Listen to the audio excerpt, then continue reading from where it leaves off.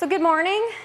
Thanks to everyone for coming, and thanks for attending this session. It looks like there's a lot of really good sessions happening over the next 3 days, lots of interesting topics.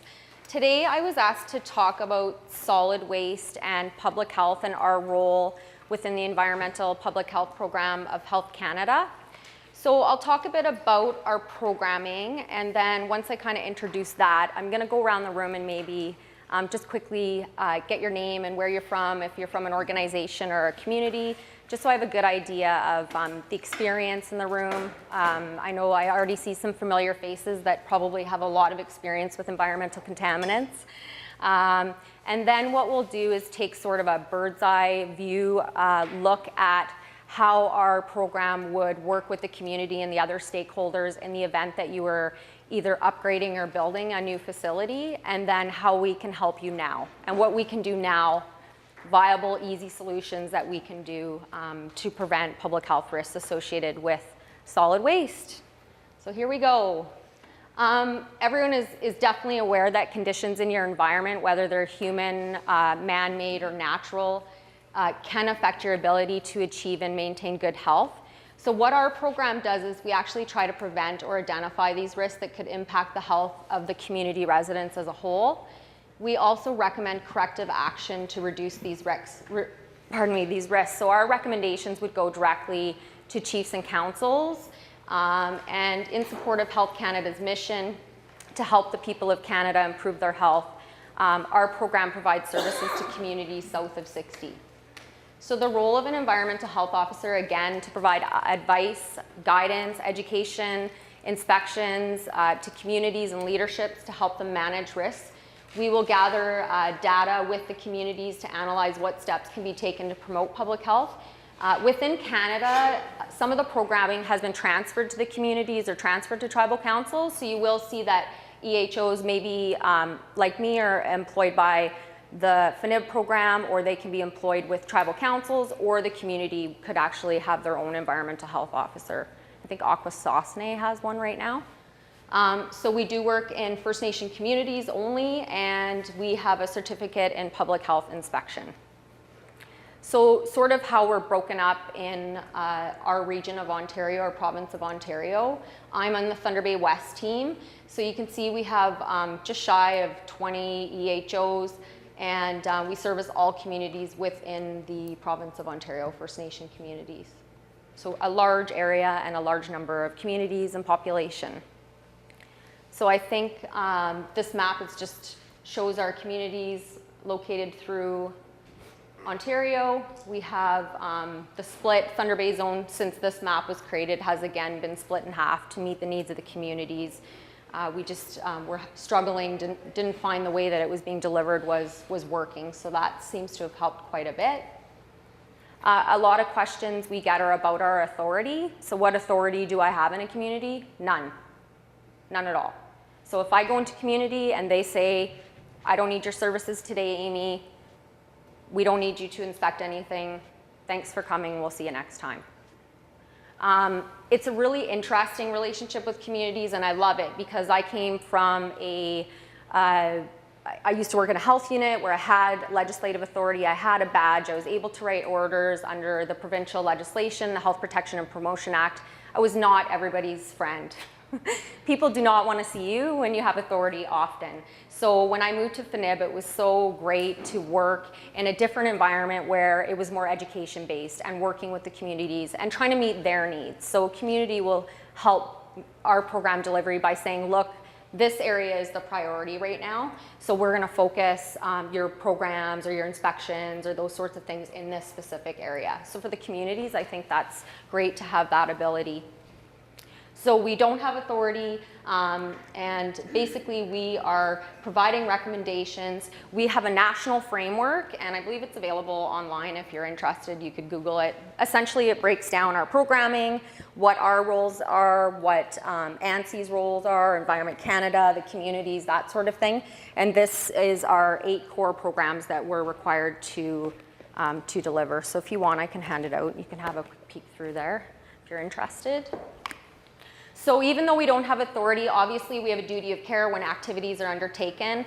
We are certified public health inspectors, so if we don't follow our code of ethics, we could have that taken away from us. And obviously if we're not doing our job well and using due diligence to protect the community, then we could be held liable, which is very important.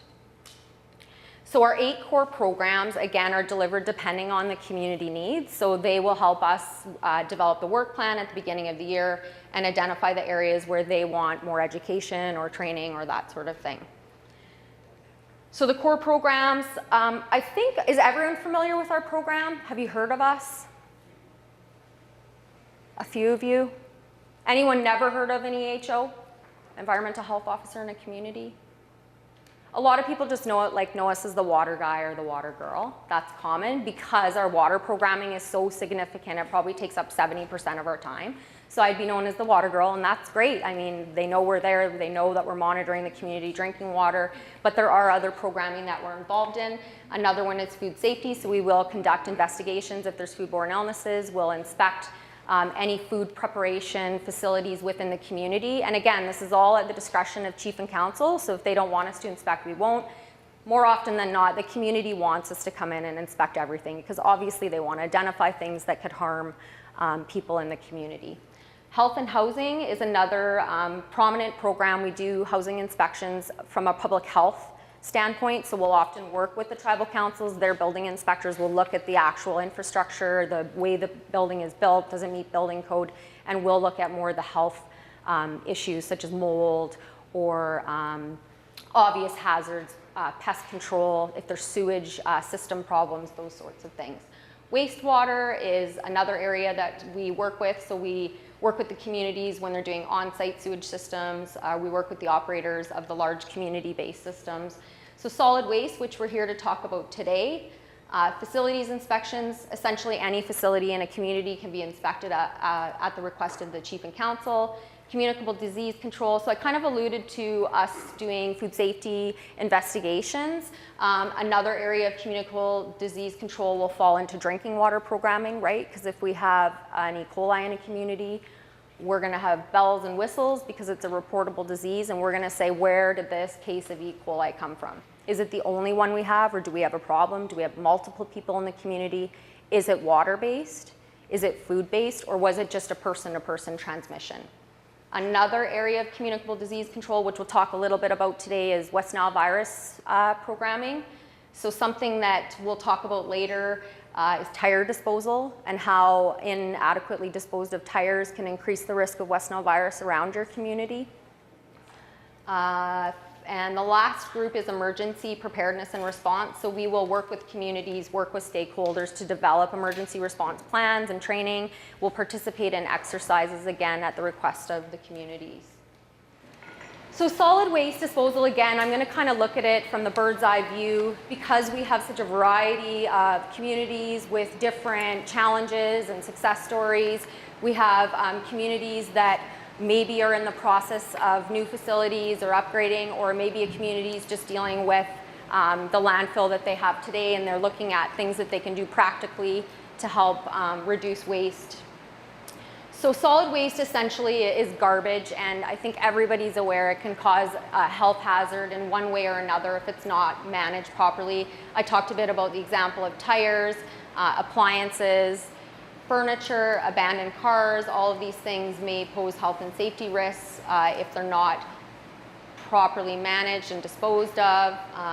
Waste disposal sites we know can attract disease-spreading pests or animals. We've seen a lot of raccoons in the area lately, bears, other small animals will be attracted, which then can put animals in the community at risk and that sort of thing. So leach pollutants, definitely pollutants can leach from sites that aren't managed effectively or properly, and we know that they can contaminate all too well air, soil, and water. And that includes drinking water supplies, because a lot of our communities draw directly from lake water, and a lot of communities have wells and groundwater, and both of those sources of drinking water can be affected if the contaminants can get to it. So again, we work with communities and other agencies. We want to limit public health risks posed by solid waste disposal. So what do we do within our program? So I passed around those little booklets, and I brought our environmental public health program book, so if you want one, you can help yourself at the end. So again, this is just the condensed version of that binder that I was sending around. So at the request of the community, we would certainly provide public health inspections of these disposal sites or transfer sites. And the inspections will evaluate a number of things. I actually have a blank form that we use just to give you an idea. So again, evaluating the method of waste collection, operation of the site, contaminant of the waste, types of waste, conditions, groundwater, leachate. So again, I'll show you a quick snap of that. We will review plans for new or upgraded solid waste disposal sites or practices from a public health perspective. And we actually have a new guideline that just came out for our program in June of 2014. So we're going to look at it. It's kind of dry, but it is the meat and potatoes of how we would be involved. So we'll try to get through that and have some discussions and watch a couple videos. So again, no orders, no you shalls. It's providing advice and guidance and recommendations. And if you are ever decommissioning a disposal site, then we would try to be involved in that process as well and provide more recommendations. Education, so if at the request of the community, they've been having problems with something being dumped, whether it's tires or animal waste or someone in their backyard's composting and they're using meat and bones and fat. So we'll get different concerns come to the community. Some are larger scale, they affect the actual landfill site itself, and then some are your just regular neighborhood things that come up or concerns that come up in the community. So we will do inspections, we'll do the presentations, and then if you specifically are trying to find where can our community get rid of batteries, we'll try to help you find that information. I know my area just because I deal with the communities more, so there's different organizations like Eco Superior. Has anyone heard of Eco Superior? So they service a lot of Northern Ontario, and it's a non-profit group that's all about the environment. So a place like that is a really good resource. So again, I don't know all of these different groups that are out there, but I know they are. And if you contact your EHO, we'd work with your community and try to help you find some solutions as much as we could. So here's our sample inspection. It's very basic. Again, a lot of it is just collecting standard information about the facility itself. Is it a building or is it just a landfill, a dump? So we would note those different things. I think I have a light here. Oh yeah. So here we go. We have, if it was like a building, we would say there is a public water supply or there's a well. If there's a bathroom in that building, how do they dispose of the waste coming out of the bathroom and the wastewater? So very basic. So facility location. They keep it as general as possible. So if we went in and all of a sudden again, we've been looking at them probably for years if the chief and council have wanted us to do that. So maybe we would go in and there's new information now to tell us that location is not perfect. Which I think in the case, I think siting, you guys might agree that probably the hardest part of landfills would be siting, correct? For many reasons. So hopefully by the time it's built and we're inspecting it, the facility location is great where it should be. Another thing we look at is segregation of waste. So again, that's something we'll talk about later. It's an easier thing that you can do right now in your community. Collection service, whether or not you have one. If you do, we might make certain recommendations if we see that there's waste blowing all over or there's some concern that has been brought to our attention. Operation and maintenance of the facility. Again, we don't get too technically involved with the operation. We would work more with the tribal councils and the engineers. They would have access to operation and maintenance manuals and that sort of thing. So we would look at it more generally. Pest control, if we saw there was a reason, I mean, pests are always going to be there, but I think there's a lot of indicators that you could use when you're looking in your landfill to know if they're out of hand. And I'm certain that you would get calls from community members about certain pests. Security and signage is another a big thing to protect when we're looking at the community as a whole. So can people just walk onto the site? Are there kids that can gain access and get really hurt? So, we would say, we notice there's a hole in the fence. That's something that could be repaired. A lot of our reports would be used in conjunction with other reports to obtain funding as well. So all of these things that we do could be added to your requests or proposals or those sorts of things. And I think sometimes you may even have to have an inspection attached to it as part of the process. First aid readiness is so if you have employees, we're going to look at their occupational health and safety. Are they wearing safety equipment? Or are they wearing Crocs and walking through the dump in their Crocs? Or do they have access to personal protective equipment? Do they have access to a first aid kit? General basic things, but again, just protecting people in the long run. Policies and procedures, that's certainly something that we would recommend. I think often the facilities will have them in place. They just need to be dusted off and maybe updated a little bit or contact information changed, that sort of thing. If not, that's something that we can sit down and work with you and work with your tech services or tribal council. And then emergency response plan it should be addressed within your community emergency response plan. So for example, we have a pandemic and everybody's sick. So who's going to collect garbage? Or we have to evacuate, but it was garbage day. I mean, it's sort of simple examples, but you get the idea that that has to be something that you think about when there's an emergency in the community. So again, this is our new guideline. Have you guys seen this over at your office? So this, again, just came out in June. It talks more about the role of our staff within our Health Canada and our headquarters. We do have public health engineers there.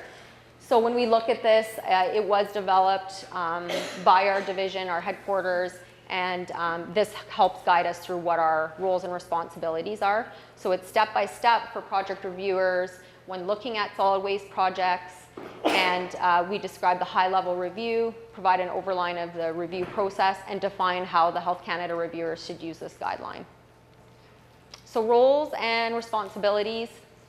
Essentially, the role of the environmental health officer is to determine if the proposed solid waste system identifies and addresses these basic factors, looking at experience with similar installations, determine if the system can realistically meet the performance claims, and determine if the designer's performance claims meet existing provincial requirements. So essentially, the EHO on the ground is the coordinator. They're not the expert in this area. They're not going to review the engineering plans. We're going to gather it all at the community level, put any information that we feel is important from our historical visits or corporate knowledge that maybe we have, and we would ensure that we include all of our comments in there. So we would send that up to our public health engineer to review. They, again, will look at it from their perspective, so they're not looking at it, they're looking at it health-based, they're not looking at dollar signs. They're also ensuring that it meets legislation. So it's good to have a different perspective kind of weigh in on your project, give you some ideas of what other alternatives maybe there are, or maybe the way it's proposed is perfect. And again, the engineer will review it, and then they would provide a formal report back to the community. So what are they going to look at? So if your project fits into these 4 sites, so landfill site, a transfer station, incinerator, or composting. And then again, if you're decommissioning or closing down a site, we would also have the engineer review those reports. So it's nice for us to be able to access that service. And I have not seen any come across my desk in June, but I did go on vacation this summer, so maybe there was something that came up. So what are the elements of review? So when the engineers sit down and look at your proposed project, they're going to say, we have certain elements that we want to look at, and we're going to sort of assess each element and then comment on each element. And often they will go and look at previous water data, drinking water data for the community, raw water data that's been collected over the years. They'll request reports. Also, the engineers that the community has doing the project will often work and come to us and say, hey, we need all of this, all of your chemical sampling information, all of your bacteriological information. So there's another sort of way that we would work. And we would do that with any project. But again, Chief and Council have to approve us sharing that information. So we may say, can we get something in writing? Because we want to protect the community's data and information. So what they will look at for the site, we know the site is definitely going to affect the type and level of health concerns. And again, most of my limited experience with new facilities is this is one of the hardest parts. You not only have the engineering aspects and the environment, your air, water, and soil you're protecting, but you also have residents in the community. So people may or may not agree with that being built there. So politics comes into play, all sorts of stuff can come up. So the example they're giving here is you have an incineration facility, it's burning, there's smoke coming out the top of it, and they're saying, have you identified any people downwind? So maybe there's 100 homes downwind. So that would be something that would cause a bit of concern. If it was a transfer station or a landfill or composting, again, we would ask for the information, where are the drinking water sources, how far are they, and again, they'll look at the life expectancy, so they'll try to gather all the information about the growth of the community and say, is this viable, will it last this long, and we need probably some sort of buffer on top of that. Leachate control, so the second element of review, when the engineers within our public health division look at it, they're going to say, is there some means of control for leachate? And is it going to protect the groundwater and the soil from it coming through? So we know as rainwater comes through, it's going to move through garbage, it's going to move through soil, and it's going to collect all sorts of different hazardous substances and bacteria and nitrogen, and we know that leachate could then end up in our groundwater or surface water. So they want to see that the design includes protection from both rainfall and drainage. Source water protection, again, leachate we know can travel through soil and contaminate the groundwater or surface waters like lakes and rivers. So we want to ensure sufficient vertical and horizontal separation. I think the session later today is going to talk more about the legislation and the actual technical side of landfills, and I'm certainly not an expert in that area, so I don't want to give you any separation distances. Do you guys know any offhand? Like for any type of, I'm sure it's different depending on the type of facility. Yeah. In the soils you're dealing with? Yeah. It's usually a meter above the groundwater table minimum. Okay. And then they'll do soils analysis and say how far from here. So all sorts of distances and sampling and things like that would have to take place. So again, this afternoon, I think Chris Price is going to do a more detailed talk about actual legislative requirements, which then in turn you'd be talking more about the technical stuff, how you have to treat it, where it has to be, how you process it. Another element that they're going to look at is operational practices of the facility. So if nobody's taking care of it, or you only have one guy in the community that does this and 3 other jobs, which we often see in communities, right? They wear multiple hats. So if he gets sick or he has to go to the dentist and go out of the community, is there someone else to back him up? And I know that in communities it's often hard to staff and have the capacity to back up people. So something to think about, ensuring that you're following manufacturers or plans, information that documents that you get from the engineers. They will give you operation and maintenance manuals. Ensure that you protect them, have a safe copy somewhere, that your operator has access to it. Another thing they'll look at is health and safety. Are they using chemicals? Are they safely stored? Is that guy or gal protected while they're working? So these are all different things that the engineers will look at in that large review. Waste reduction. So is there a way to divert any organic material or recyclables from the site before you process it, before you incinerate it? So again, today I bet there's communities here that already have programs in place or are working on programs. There's lots of exciting stuff happening. Pest control, again, because it's public health, the engineer will look at pest control and how you're managing that. So they want to know that rodents and other animals aren't going to be able to reproduce and spread bacteria and things of that nature all over your facilities. And you want to ensure you also try to control the impact of nuisance animals. So the big one I always think of is the bears, right? Air emissions. So incinerators, I don't have any experience. Does anyone here come from a community that had an incinerator, has one? I know we have some engineering groups in here too. You guys probably have dealt with incinerators in one shape or form.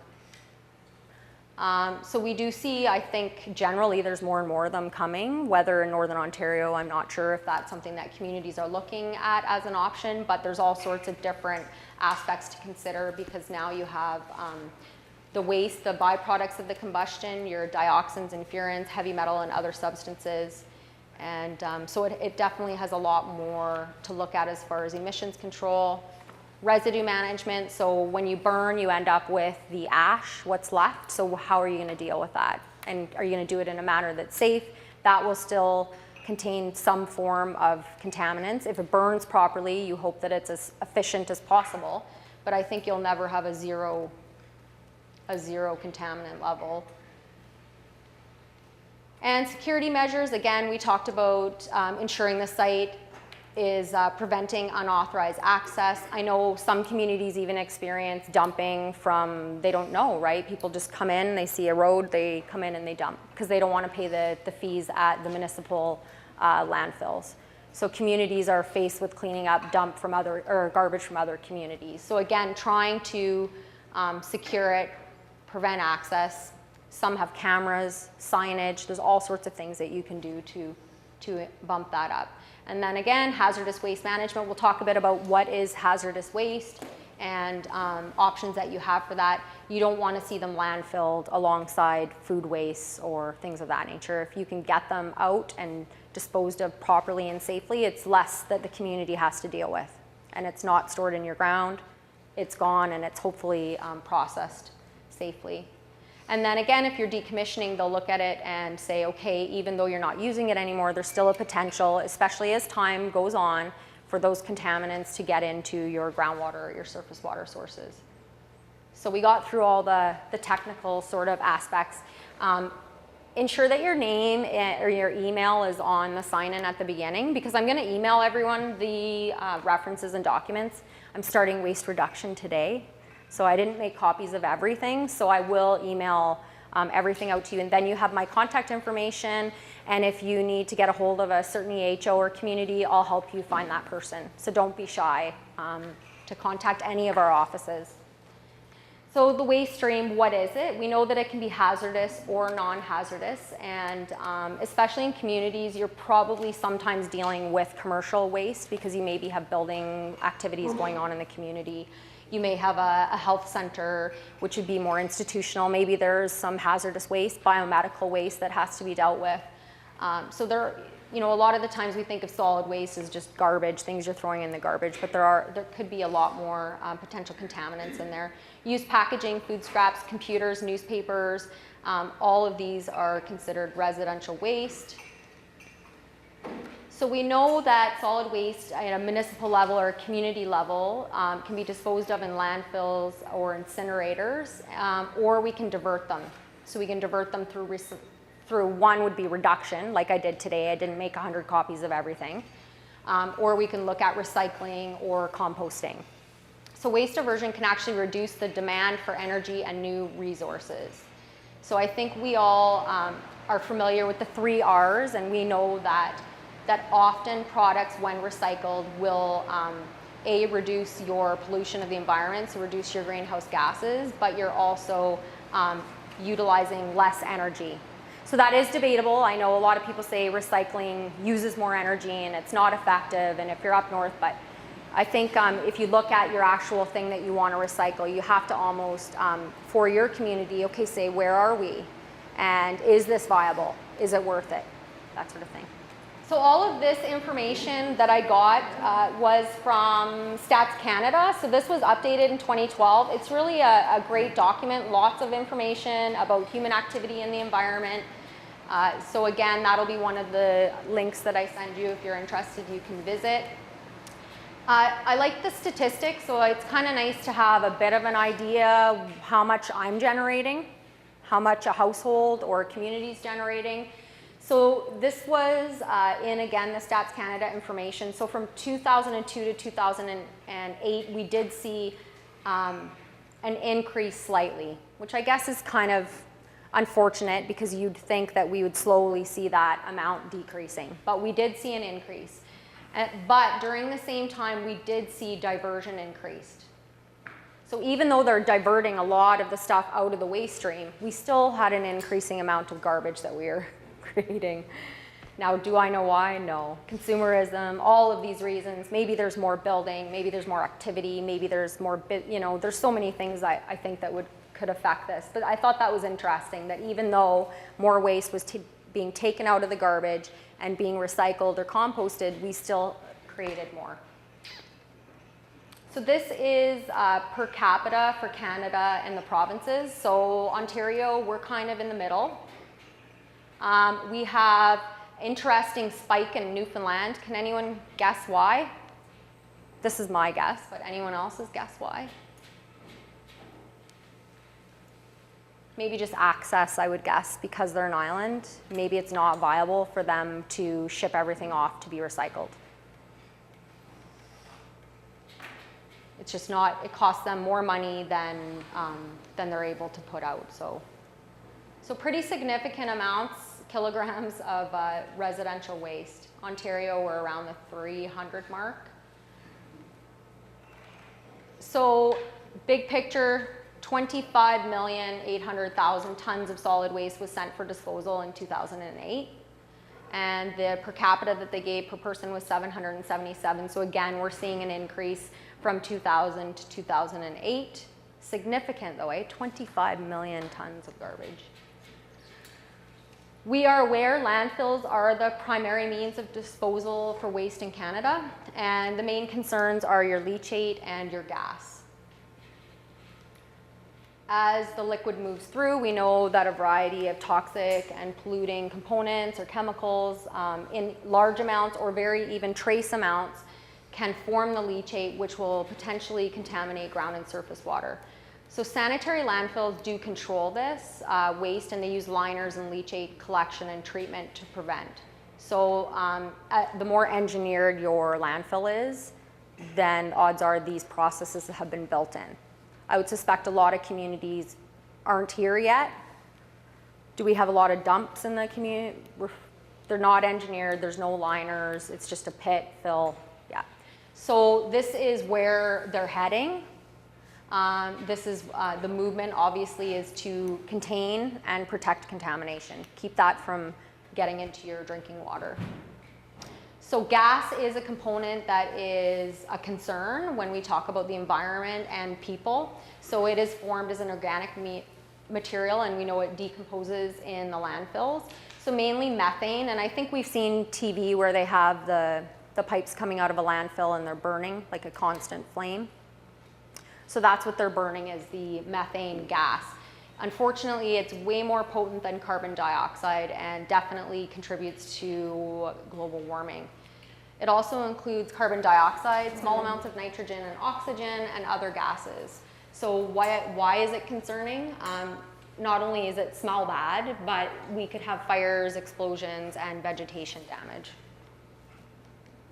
And again, I believe that you'll have a lot more detail about how those operate when the technical guys come on this afternoon and talk about actual requirements for landfills. Incineration has a wide range of practices. There's low-tech open burning, which would be like a barrel in the yard burning, or you have very controlled combustion using mass burns, like huge, big incinerators, gigantic pieces of equipment. I know someone that opened up a pet cremation. They have like a little mini incinerator, so they do animals. So there's all sorts of incinerators out there. And the burn waste temp, according to the Stats Canada, was between 9,000 and 1,100 degrees Celsius. I don't know if that's the requirement in Ontario. I'm not familiar with that piece of legislation or requirement. But on average, that is the burn that they would need. And less than 5% of solid waste in Canada goes to incineration. So it's still it's not significant when we look at numbers across the country, but there definitely are incinerators. One benefit is reduction of the amount of waste. So you have a big pile of garbage, you burn it, now you have some ash left. But we know that ash still needs to be managed, and we know that the smoke coming out. So you also have to ensure the waste by means of air that's coming out of your stack meets certain guidelines, so that it's just like a place like Resolute or any large manufacturer, they have to meet certain things for their gaseous waste. So air pollution, again, a common concern that we get in communities is the open burning, the garbage. Sometimes we do go into community landfills, and the community has done all this work to have all this signage and to prevent access, no fire signs, and then you come in and there's a fire, So a lot of communities are really trying to ensure this type of thing doesn't happen, and then the burning in the yard. So we'll get concerns from community members that maybe their neighbor's burning garbage and the smoke is blowing in their windows or their air intake and things like that. So dioxins and furans, which are persistent pollutants, are potential contaminants. So when we're not burning in an incinerator, it's not controlled.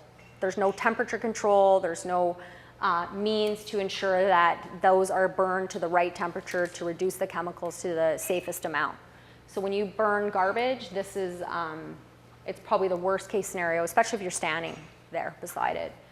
So toxic bioaccumulative chemicals can result from incomplete combustion due to inadequate technology or improper incineration. And mercury is another potential. It's bioaccumulative, and we want to limit the amount of mercury in waste again. So does someone have an idea of how we would limit mercury in waste?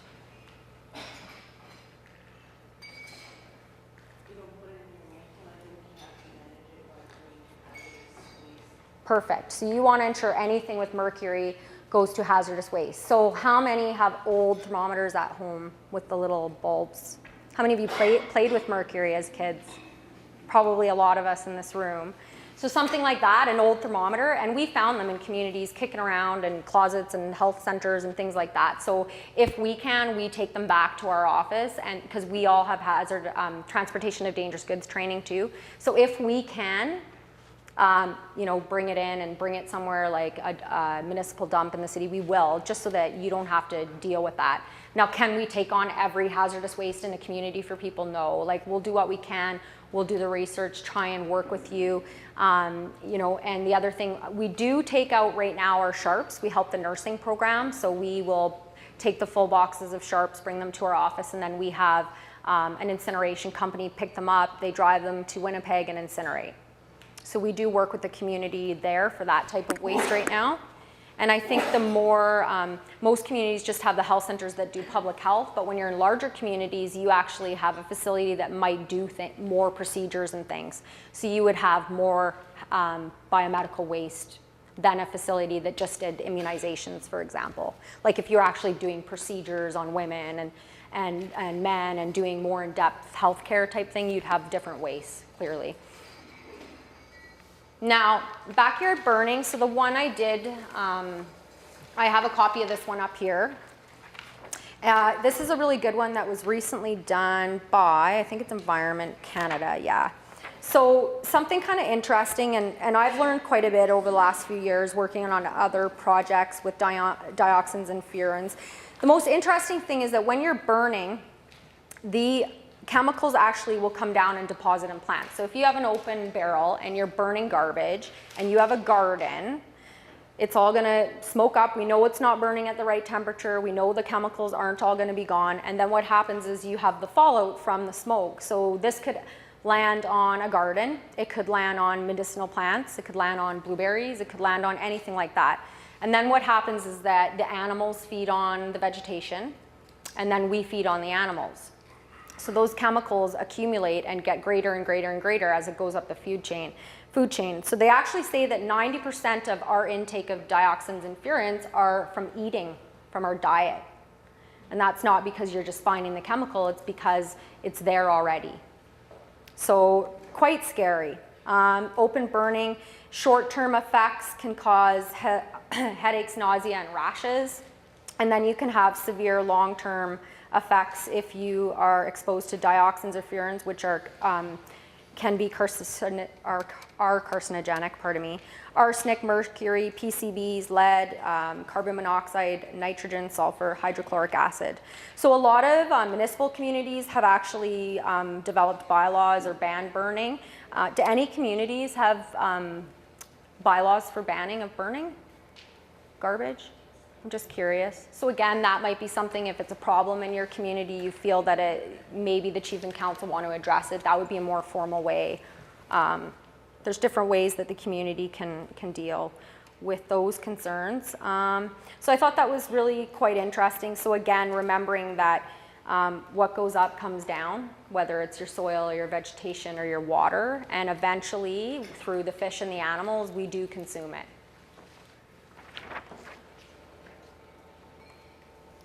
Scrap tires is another one that from a public health perspective we're pretty interested in. It can be a breeding ground. I think we've all heard about West Nile virus. It's a mosquito bites a human. The mosquito is carrying the virus that it got from a bird, and it bites us, and then we can become ill with West Nile. So if you have a whack load of tires in the backyard and there's standing water in them, then what you're doing is allowing more and more breeding grounds. Like we live in Northern Ontario. Realistically, there's like lakes and ponds and rivers everywhere, right? If it's standing water though, that's when they reproduce. So mosquitoes just give her in standing warm water. So we want to avoid scrap tires as much as possible in our communities. Now, if you can't and you're stuck, what's a super simple way to make sure it doesn't hold water? Holes in it, yeah, drill holes in them. If you know that it's going to be stuck there and nobody's going to use it and you're just waiting to dispose of it properly, you can just drill holes in it, and then you're not letting the standing water sit in there. Another concern about the tires is because of their structure and durability, they actually are heat retainers. So the real big concern are the fires. And if anyone's ever Googled tire fires, it's like unreal the images that you can get. There's been so many huge fires that have taken months and months and months and months and months and months and months to get rid of. And we're talking, I think one was in the States. I can't remember which state it was in. But we're talking significant, and I have a neat picture of a tire fire at the end just to show you like the black smoke coming off of it. So obviously that black smoke is not healthy, it's toxic. So those are two big reasons why we want to get rid of scrap tires. Now something else I found kind of interesting is I think we're all aware that people reuse tires and recycle tires in different ways. Retreaded tires, has anyone ever had retreaded tires? No? So you can order retreaded tires. It's just a recycled tire. They rebuild it and sell it to you at a cheaper price. So apparently a lot of retreading is going on in South American countries. They do a lot of sending retreaded tires down there. I don't think they hold up as well in Northern Ontario or weather. Tire-derived fuel is another area. Civil engineering applications, ground rubber applications, rubberized asphalt. So a lot of new playgrounds have that spongy rubber. Could be made from tires. And I thought it was significant. They actually say that the United States stat I could find said that 80% of, there is a market for 80% of scrap tires. So there is a market, there is a need, there's a use, somebody's willing to use them. So if you can get them out of the community and into some sort of program, then that would definitely be beneficial. So interesting, 80% of those old tires can be used and used and not go into your landfill. So that's excellent. So just looking, I mean, realistically, I think there are a lot of dumps out there. Is any community in the process of a new facility or upgrading an existing?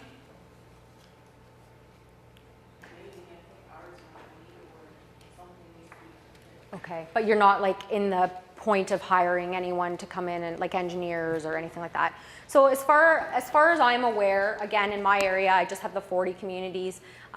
There's none that I'm aware of, but these projects I would assume take years probably from a funding approval to actual built product take a long time.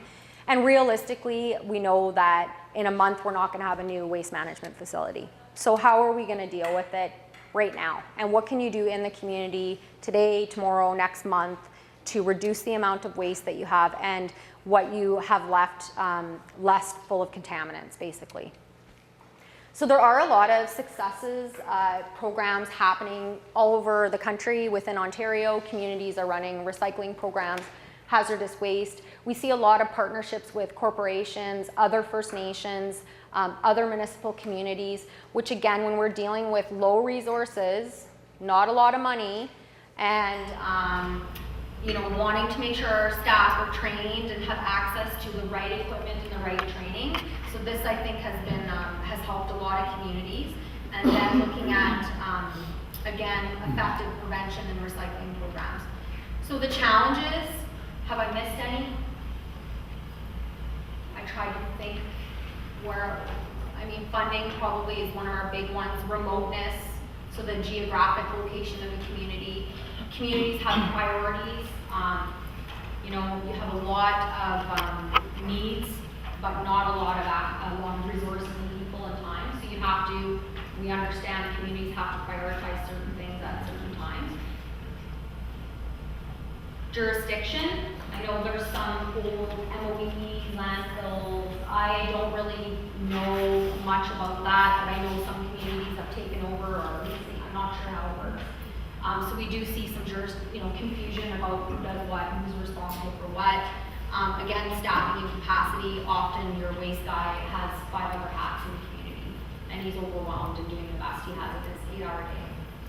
You also have weather and climate, which could affect or challenge how you manage a facility or a landfill, and then training, so access to training. So one training opportunity I was made aware of, and I think they recently put a course on, was the Ontario First Nation Tech Service Corps. Has anyone attended or heard of that training? So they have a really good program. I just looked through it briefly. It's a lot more detailed about actual operation of the facility, the technical guidelines of it. So they do have this course. I'm not sure of the cost, but anyone can contact them directly and find out more information. Is anyone aware of any other education and training opportunities that you could share with other people in the room? So I'm sure that other tribal councils have education or would do education with the community if asked. We would do some type of education if we could, if it was a specific topic that we could speak to and help, you know, maybe there's a open burning problem. Maybe you want a composting workshop, something like that. So definitely, again, I think it's good that training fell under the challenge, because I think people have to leave the community to get trained. It costs money, and are there opportunities?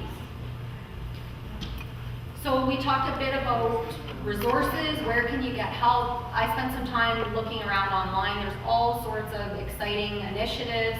This one is the Canadian Waste Reduction Week. So this is actually coming up in October. So they have different activities that schools or businesses could be a part of. And again, I'm trying to look at this practically. So we know in a month we're not going to have a new facility. So what can we do now? So Wally was just saying that once a year they have a community cleanup day. So everyone in the community participates. They go around the community, collect all the garbage. The band lends the vehicles so that they can do it. And then on the same day, they will also collect scrap vehicles for you if you have a vehicle that you decide you're not going to use. And 86 they got out last year. That's awesome, phenomenal. 86 vehicles that you don't have to worry about the tires and the chemicals and the breaking down. So that's great. That's very significant. 86 vehicles is a lot. Great. Who wants to go first? Oh, yeah, we do similar activities on last week. We have a birthday. Oh, great.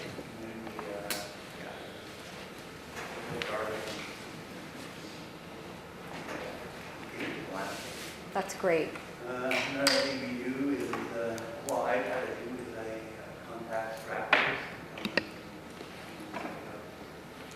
scrap car, barrel. Whatever people collect, eh? It's worth something to scrap it. Absolutely. Now, if you don't mind, when you had the scrap guy come out, Because I know often, like, I live in Kaministiquia outside the city. If I call Scrap Guy, he'll come and he, you know, usually they get the profit. Like, Yeah. was there an opportunity for the band to share in profit? No, You just let them, just let them have it. yeah. But sometimes the profit's not worth the benefit in the long run, right? You know, and what about your example, Wally? Were you guys able to get a little money back at the same time? So there is deals to be made, right, with different groups and organizations. So that's phenomenal. Great. Good. And again, you know, money ain't everything. Sometimes it's better to just get them out of there. Yeah. Yeah, some will come to research and look like the unbelievable views, so they get something out of it. Great. They just obtain the Just to get them out of there. Yeah. And they can become hazardous, right? Because when we have little guys like this, they like to play and they like to climb and to get into things and look around. And also vehicles can harbor animals. So if you have like a cat issue, we know cats will sleep in vehicles, or other sort of rodents and things like that will tend to take up shop in them. So they can be a pest control issue as well as a physical hazard within the community.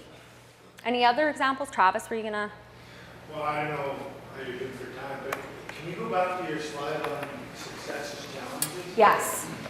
I guess a question to you and anyone else, what do you think the biggest challenge is? Like in your experience of the many you've seen, and to the group, I guess, in your own community, what are the biggest challenges? Well, I think, you know, funding, unfortunately, is a tough one, right? Because it's hard to fix what kind of has already been happening for so many years, right? So again, we're dealing with a lot of dumps.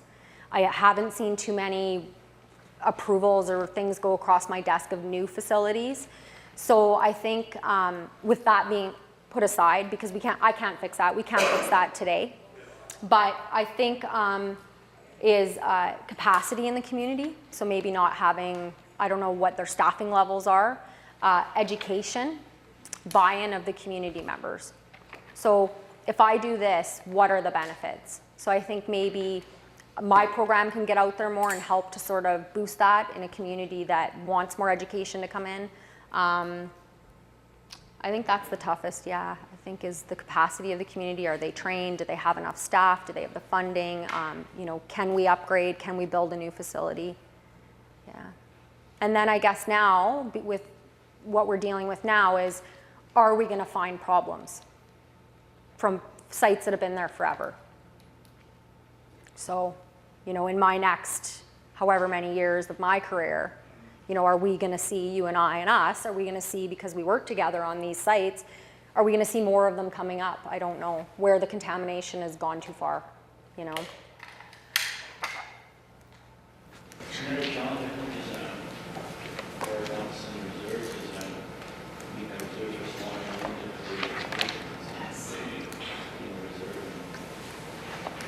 So the actual restraints of the community size versus the size you need to put something like that without having it next to it. Yeah, yeah, and a lot of communities are on water, and you need to have the setbacks. And yeah, that's a great point. Yeah, it's tough. Again, every community. I mean, we can't cookie cutter every community, right? Like some are, you know, the innovations they're doing and the work they're doing is amazing, you know, but their circumstances may be different than their neighbors. So I think, again, if you look at your community and say, what can we do? What can I do? You know, what can the school do? So you start small, and I think then you build. That's all you can do is start small and build on top of that. Sure.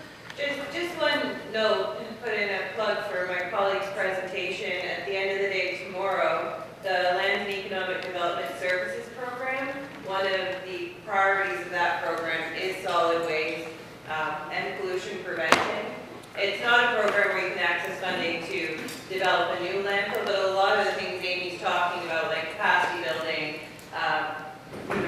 getting the word out there to communities on what your system should be, no dumping, this is where we want tires, developing plans for landfill operations, developing closure plans for old sites, working with neighboring communities to develop municipal type agreements for taking all or part of your waste stream. All of those things are eligible, and Travis is our waste program champion. Oh, so, and that sounds perfect because it's things that can be done now as opposed to in the long run, right? Yeah. Yeah, that sounds good. So she'll be presenting on that at the end of the day tomorrow, so she'll give more information. Great, thanks, Carrie. Okay, so quickly I think I'm a fast talker, so we'll get through it. Waste diversion, basically waste diversion is taking things out of the regular garbage stream and doing something else with them. So whether it's recycling, reusing, another example that we could easily do in a community, Thunder Bay just had their first one, the curbside day, where if you don't want something, you put it on your curb, and then everybody gets to drive around and pick free stuff. Picking days, right? So if you have an old TV, an old office chair, and a bag of kids' clothes, you know, you would all do it on the same day in your community, and then people would be able to go and say, hey, like, we need a chair for the rec room, or, you know, so it's not garbage, but it's things that we're reusing. So again, it's keeping it out of your dump, and it's being used by someone that can use it. Waste management is actually the process of collecting, processing, and disposing of waste. So we've talked about all of these things. Why divert from the landfill? Economic benefits, well, if we have less garbage, we have less landfills. Diversion creates jobs. So by recycling, by having these types of programs in your community, you are creating more work. So hopefully you're able to employ maybe even summer students or a full-time position depending what you're doing. And revenue can be generated by some of these projects. So this example, selling compost. I'm going to talk about vermicomposting. Maybe you want to get into selling worms. Maybe you want to raise worms. My husband teases me, no more, I don't want worms. We have chickens and fish, we have enough. So environmental benefits, we use less energy normally when recycling. Greenhouse gases and toxins are reduced, more land's available, and we're conserving resources. And then the social benefits, reduced landfill usage. Again, talking about we only have so much space in our community. Do we want, like, you know, 3/4 of it a landfill? So again, we want to make sure that by reducing the usage of the landfill, we're going to have less required space, and it does encourage environmentally sustainable behavior. So the little guys like Jacob and all of them will learn from our good practices and carry it forward. Solid waste diversion, just an interesting fact, 254 kilograms of solid waste were diverted for each Canadian. So that's 20% increase from 2008. That's pretty significant in 6 years. So how much can you do in your community in 6 years? Probably make significant strides. So again, more statistics. This is from an interesting article, one that I'll send you. I do have it here somewhere. It's more targeted towards municipalities, but I believe it talks about some of the programming that Carrie talked about. Like, there is some sort of funding in Ontario, I believe, as well, that can support communities. So this is a waste diversion success stories for communities. So I'll send that to you as well, because that will have some neat information and statistics that you can share. So quickly looking at, well, can we really divert waste? Well, when we look at a huge number of it, is 40% food waste, organic waste, yard, trimmings, things like that.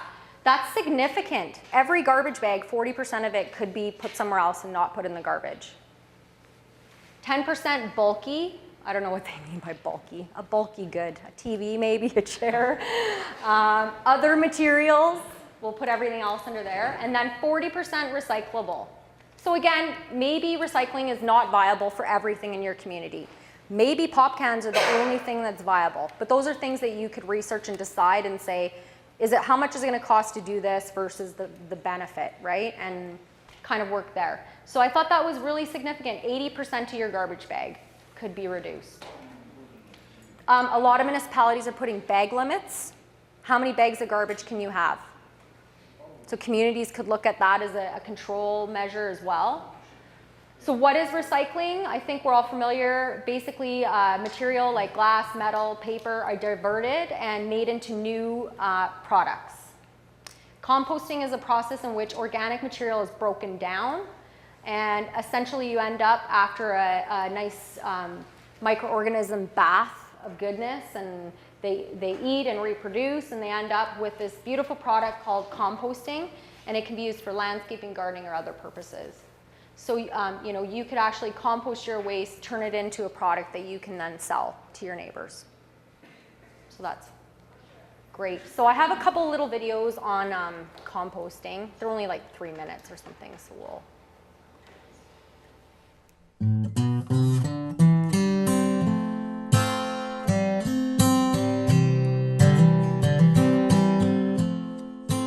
Hi, I'm Tricia, a California organic gardener. Last autumn, I took a very inspiring composting class from one of our local biodynamic farmers. I came away from that class with a great understanding about how important and natural it is to transform organic wastes into soil-building substances. And today, I'm going to build a compost pile, and I'm going to show you the tips for home composting. There are many different composting bins that you can buy, or you can make your own, or you can just start a pile right on the ground. I'm going to use this Soil Saver compost bin today. Once you've decided where to place your compost pile or your bin, the next step is to decide what to compost. There's two types of materials we're going to use for composting. Brown materials, which are high in carbon, green materials, high in nitrogen. Some examples of brown materials are straw, leaves, pine needles, and newspaper. And some examples of green materials are chicken manure and food scraps and coffee grounds. Let's build the pile. First thing I'm going to do is layer some straw. Your compost pile will decompose faster if your brown materials are shredded. Now I'm going to add a layer of green. Be sure and alternate your brown layers and green layers about 4 to 6 inches thick. Depending on what kind of brown and green materials you use, the ratio will vary. Start with a 50-50 mix and watch your pile. If your pile isn't getting hot enough, add a little bit more green material, like the chicken manure. Or, if it starts to have an ammonia smell, add a little bit more brown material, like the leaves. Then you want to remember, layer your pile. Brown, green.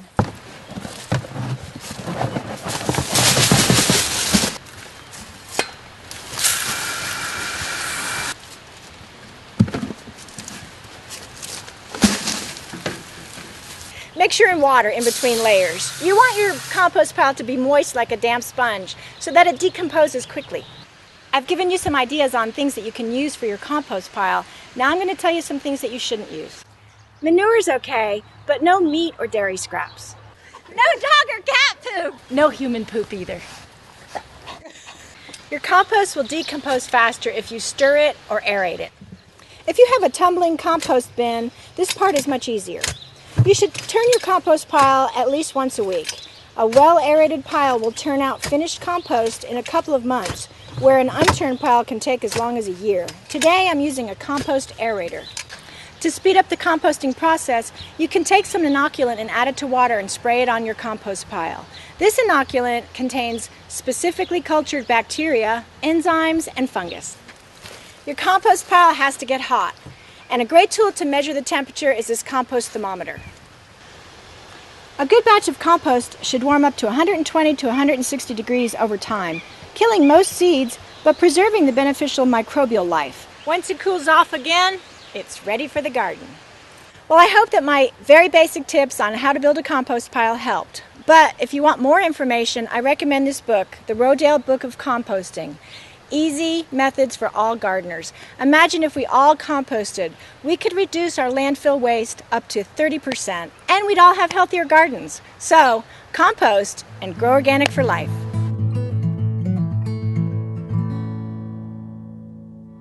So that's just a simple look at a backyard composter. You can do it relatively easy, cheap. Old pallets can be used, like this example here. It's just old pallets and like chicken wire, basically. So very easy to do. Even if you do it within your own home, again, you're looking at a 40% reduction in your own waste. Now this is a cool example of a facility. It's a First Nation community in BC on Seabird Island, and they are a community that do municipal composting. So they have a quick little video.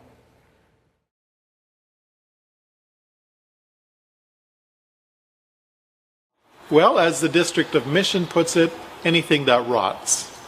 So So anything that's organic, that is produced from plant or animal material, or some of the degradable papers, which ultimately comes from plants as well. So if we think of anything that rots, it can be composted.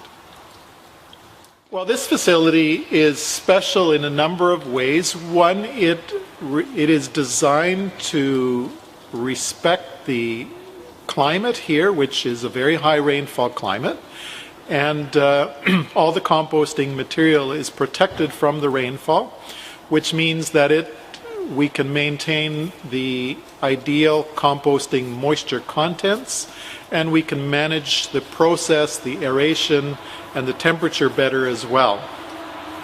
If we had this composting material outside, it would be subject to becoming very wet from the rainfall, especially the high rainfall we have here on Seabird Island.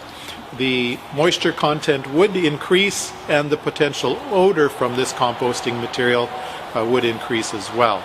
And those are all things that we don't want. So this facility is designed in such a way that we're providing air into the composting material, which reduces the risk of odor development, and it keeps the water off the composting material as well, which is also important for odor production. The compost, after it's finished from this facility and from many facilities, is excellent as a soil amendment. So it can be added to existing soil in a garden or someone's yard or on a lawn, or it can be blended with sand and perhaps composted bark or other materials to create a soil. And that can be a soil that can be put in gardens or hanging baskets. It all depends on what we add with it. We know worldwide that soil organic matter is so incredibly important for sustaining our growing worldwide population. It has also been determined by the UN Special Reporter in 2010 that maintaining the soil organic matter as well as biological diversity of plant life is what's going to feed the growing population of 8 to 9 billion people in the world.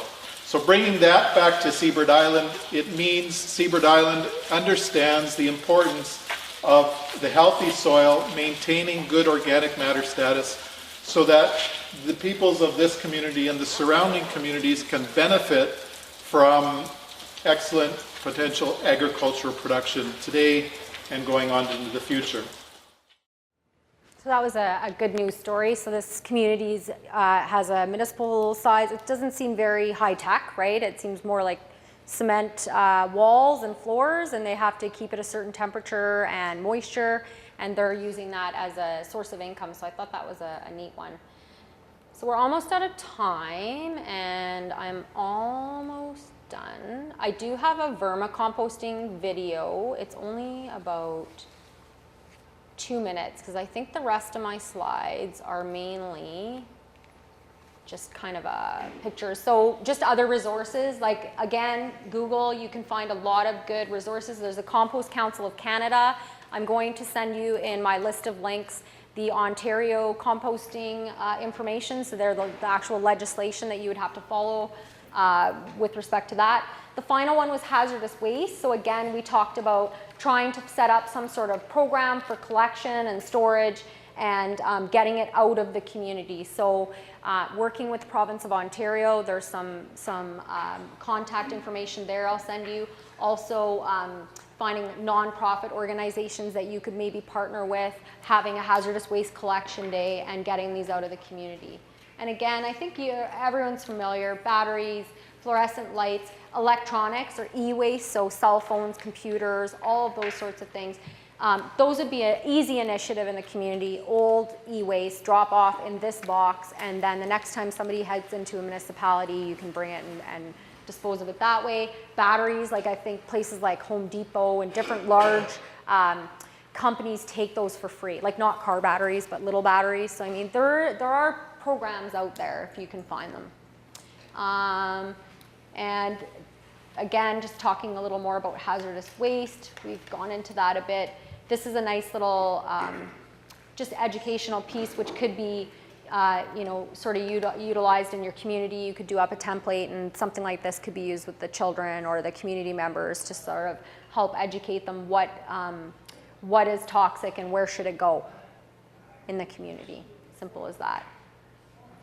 So I'm going to quickly show the quick vermicomposting because it's a super interesting. Has anybody ever vermicomposted or seen a vermicomposter? Basically, it's worms and composting. But a lot of people, particularly in the US, are using this as a source of income because of all of the fishermen.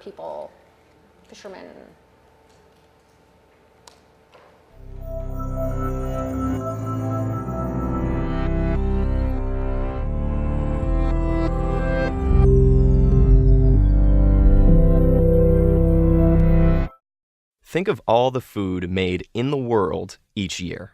Hard to picture? Then imagine that you are all of humanity, and on a plate in front of you is the one lovely annual meal you make for yourself.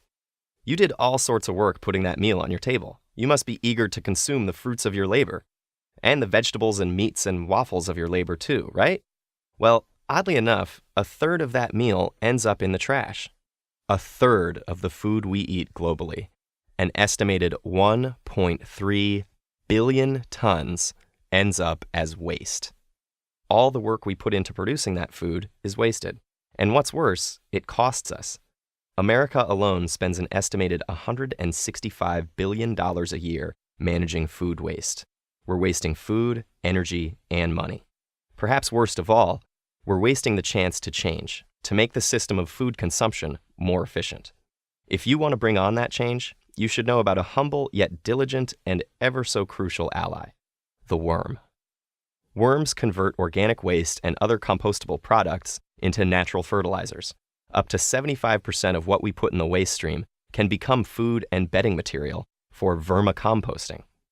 You can create a worm bin in your own home to see the composting process in action. First off, you need worms, and not your typical earthworms. You need red worms, Eisenia foetida, the species responsible for most vermicomposting in North America.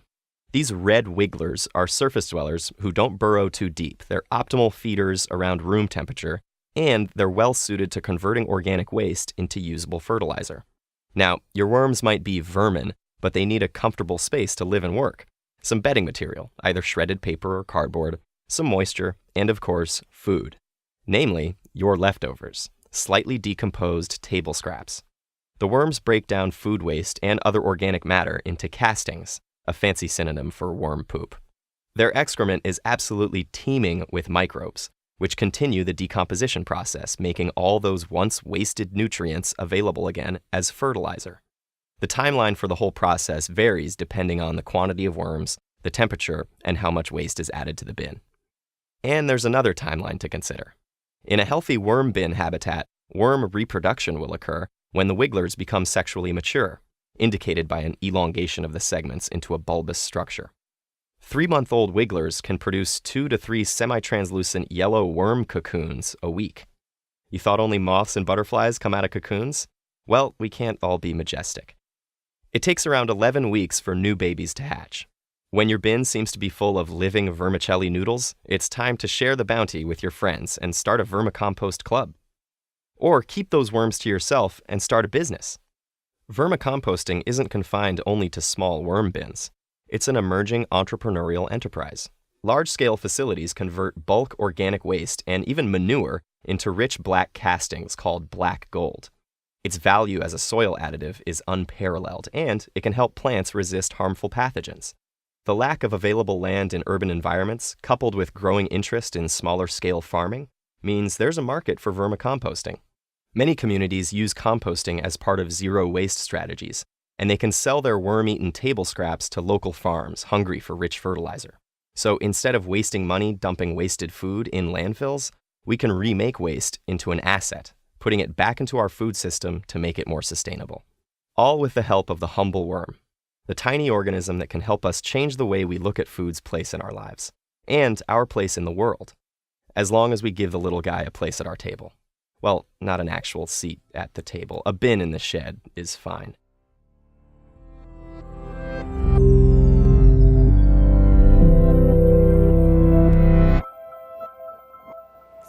thank you everyone for coming. Just to kind of wrap it up, again, I know that we have all kinds of challenges ahead of us and different opportunities for communities. I definitely encourage you to work with your community members, because they will certainly identify the areas of concern that they have in the community, maybe their priorities.